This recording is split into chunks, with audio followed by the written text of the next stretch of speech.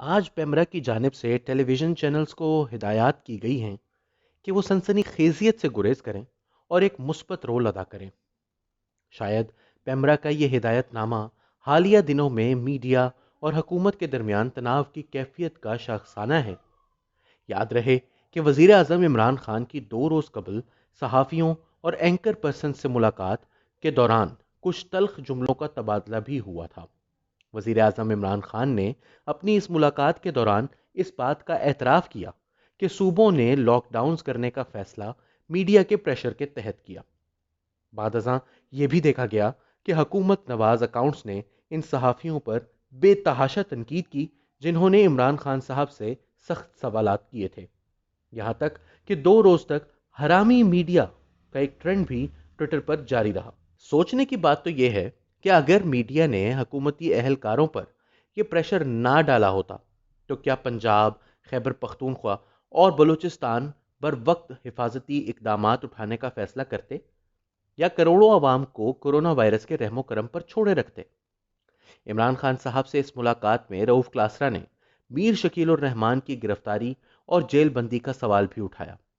جیو اور عمران خان صاحب کے درمیان کشیدگی بھی ایک عجیب و غریب معاملہ ہے، کیونکہ جیو نے کئی سال عمران خان صاحب کو بہت زیادہ کوریج دی، بلکہ ان کے سیاسی کریئر کو جلا بھی بخشی۔ جیو ٹی وی کا یہ کہنا ہے کہ انہوں نے عمران خان صاحب کی حکومت اور اس کی کارکردگی پر سوالات اٹھائے تو خان صاحب ان پر برہم ہو گئے۔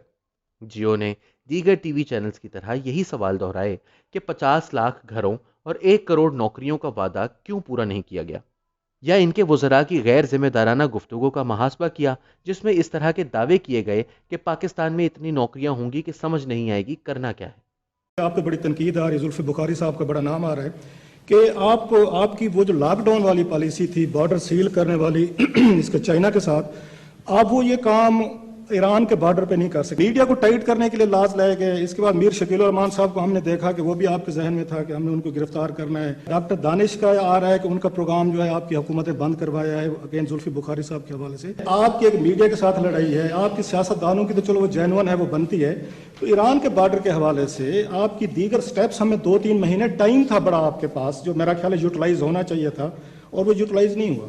بہت شکریہ۔ اچھا رؤف، دیکھیں بات سنیں، اس اوکیزن کو استعمال کریں تاکہ لوگوں کو کرونا کے ایشوز کے اوپر سمجھ ہو۔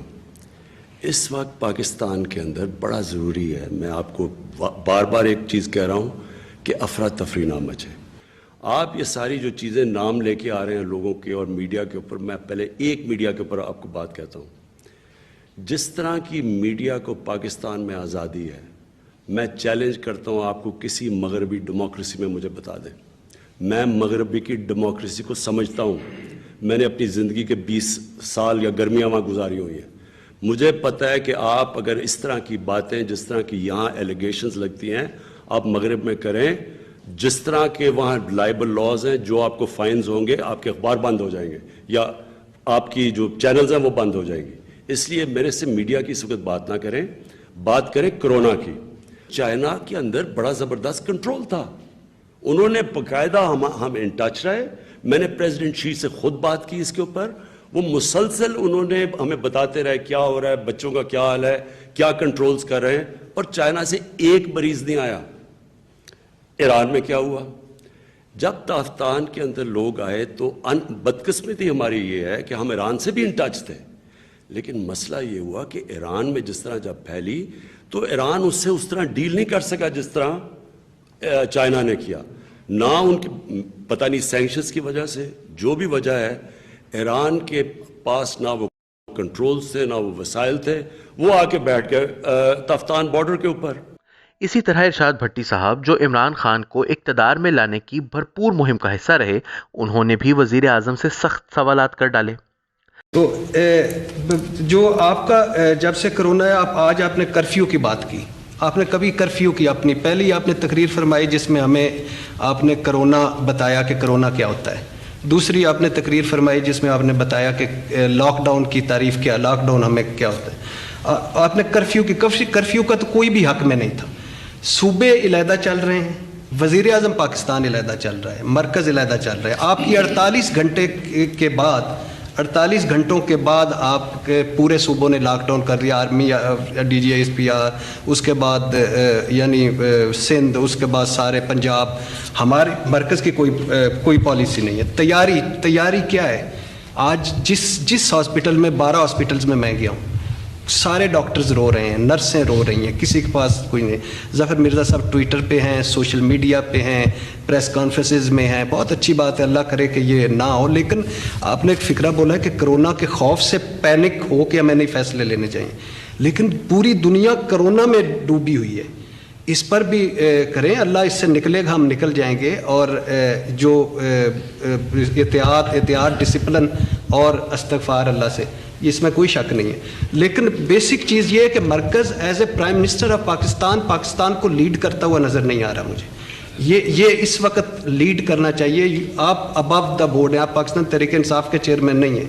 लुटेरे, डाकू, चोर, NRO वो हम करते रहेंगे।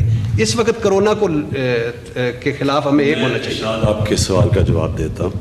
सबसे ज़्यादा हंगामा तो हम न्यूज़ के एंकर मोहम्मद मालिक के सवालात पर हुआ, जो उन्होंने मईशत के हवाले से पूछे और बहुत वाज़ेह अंदाज में खान साहब को याद करवाया कि वज़ीर आज़म के मुशीरान गैर मुंतखब हैं और लोग सवाल मुंतखब वज़ीर आज़म से ही करेंगे कि आखिर मुआशी सूरत हाल कैसे बिगड़ी।